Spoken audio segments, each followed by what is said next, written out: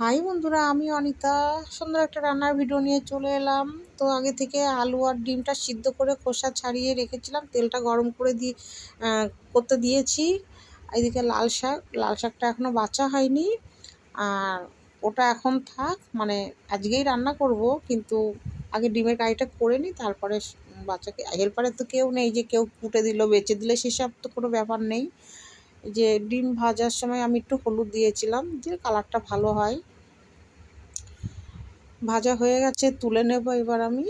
তুলে নিয়ে এই যে ফোড়নে তোমার শুকনো লঙ্কা, তেজপাতা, গোটা জিরে দিলাম। এবার পেঁয়াজ দিয়ে দেবো। পেঁয়াজটা ভালো করে ভেজে নেব, বুঝলে। ভাজার সময় একটু লবণ দিলে তাড়াতাড়ি ভাজাটা হয়ে যায়, তো লবণ দেওয়াটা আমি দেখাতে পারিনি।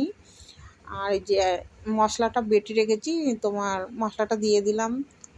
আদা, রসুন, কাঁচা লঙ্কা, এই যে সিদ্ধ করা আলুটা দিয়ে দিচ্ছি। ভালো করে কষিয়ে নেব আমি এবার। নুন, হলুদ, গুঁড়ো জিরে, আমি ঘরেই জিরে মানে ভেজে বেটে রাখি। পরিমাণ মতন লবণ, হলুদ দিচ্ছি। তো ভালো করে কষিয়ে নিয়ে, কষানোর মধ্যে না দেখবে টেস্টটা এমনিই চলে আসে, ভালো কাঁচা গন্ধটা যাতে না থাকে।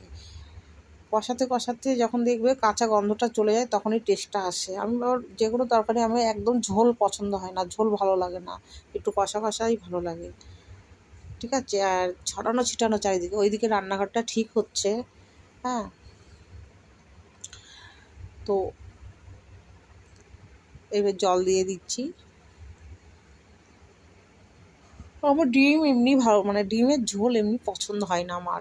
হ্যাঁ, জানি না, আমার ছেলের খুব ভালো লাগে। আর এইদিকে তোমাদের দাদাভাই যে কচু, আমাদের বাড়ির সামনে কচুর গাছ ছিল, তুলে নিয়ে এসে কেটে কুটে পরিষ্কার করে যে উনুনে সবে তোমার সিদ্ধ বসিয়েছিল, দেখো টিন দিয়ে ঢাকা, আগুনের মানে পুরো চাপা দিয়ে দিচ্ছে, যে হোপার করে বৃষ্টি চলে এসছে, সেদ্ধ ভালো হয়নি।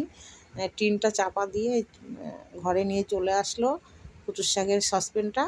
এবার আমি ঘরে গ্যাসেই সিদ্ধ করবো। আর আমি এই যে লাল শাকটা বেঁচে টেছে এই যে গেছি, আর ছেলেকে দিয়েছি মোবাইলটা ধরতে, ক্যামেরাও একটু ভিডিও করে দিচ্ছে, ধরে দিতে চাই না, রেগে যায়। এই যে ডিমের ঝোলটা ততক্ষণ হয়ে গেল, কারিটা দেখেছো কত সুন্দর কালারটাও, খেতেও কিন্তু হেভি টেস্ট হয়েছিল। এই দেখো কালারটা খুব সুন্দর হয়েছে। এই যে কচুর শাক সিদ্ধ হয়ে গেছে। এই যে সব শুকনো লঙ্কা, কালো জিরে ফোড়ন, একটু রসুন, অল্প পেঁয়াজ, সব অল্প অল্প দিয়ে, গাল ধরে না, একদম গাল ধরে না কচুর শাকটা, বুঝতে পেরেছো, একদম গাল ধরে না। আর ওইদিকে তোমার লাল শাকটা তো হয়ে, মানে লাল শাকটা এবার আমি দেব।